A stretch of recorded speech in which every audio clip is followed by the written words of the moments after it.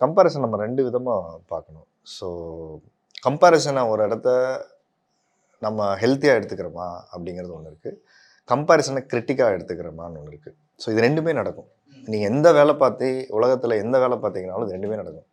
நீங்க ஒரு ஆஃபீஸ்ல வேலை பார்த்தீங்கன்னா கூட ஒரு ஹெச்ஆர்லேருந்து இன்னொரு ஹெச்ஆர் வந்தாங்கன்னா, அங்க முன்னாடி வேலை பார்த்தவங்க இவரையும் கம்பேர் பண்ணி ஒண்ணு சொல்லுவாங்க. அந்த அம்மா கொஞ்சம் சாஃப்ட்டா இருந்துச்சுப்பா, இந்த அம்மா மூஞ்சி காட்டுதுப்பா அப்படின்லாம் சொல்லுவாங்க. ஸோ அது அந்த அது ஒரு கிரிட்டிக் ஆக்சுவலா. வேலை பார்த்தவங்கள பத்தி அங்க வேலை பார்க்குறவங்களுக்கான ஒரு ஒப்பீனியன். அதுவே ஹெல்த்தியா ஒண்ணு இருக்குன்னு வச்சுக்கோங்களேன். ஒரு ஹெச்ஆர் அங்க அப்ரோச்சபிளா இருக்காங்க. இந்த ஹெச்ஆர் எனக்கு அப்ரோச்சபிளா இல்ல அப்படின்னு அவங்ககிட்டயே போய் சொல்றாங்கன்னு வச்சுக்கோங்களேன். என்னால உங்கள அப்ரோச்சபிளா இல்ல. என்னோட பிரச்சனைய நான் உங்கள்ட்ட சொல்ல முடியலன்னு சொல்லும்போது, இட்ஸ் அ ஹெல்த்தி ஆன ஒரு ஒரு ஒரு கான்வர்சேஷன் இது. ஸோ அப்போ 2 விதமா கிரிட்டிக் நடக்கும்போது, நாம எடுத்துக்க வேண்டியது லேர்னிங் அங்க தான் நடக்கும். ஏன்னா நாம ஒரு பொருள உருவாக்கி வெளியில மார்க்கெட்டுக்கு குடுத்துட்டோம். அதுக்கப்புறம் அது நம்மளோடது கிடையாது. அதுலேருந்து லேர்னிங் மட்டும் தான் நீங்க கத்துக்க முடியுமே தவிர, அத நான் பண்ணலைன்னு சொல்ல முடியாது. நான் இப்படி நினைச்சே பண்ணேன், அத அப்படி நினைச்சு பண்ணேன். அதெல்லாம் உங்களுடைய ஐடியா.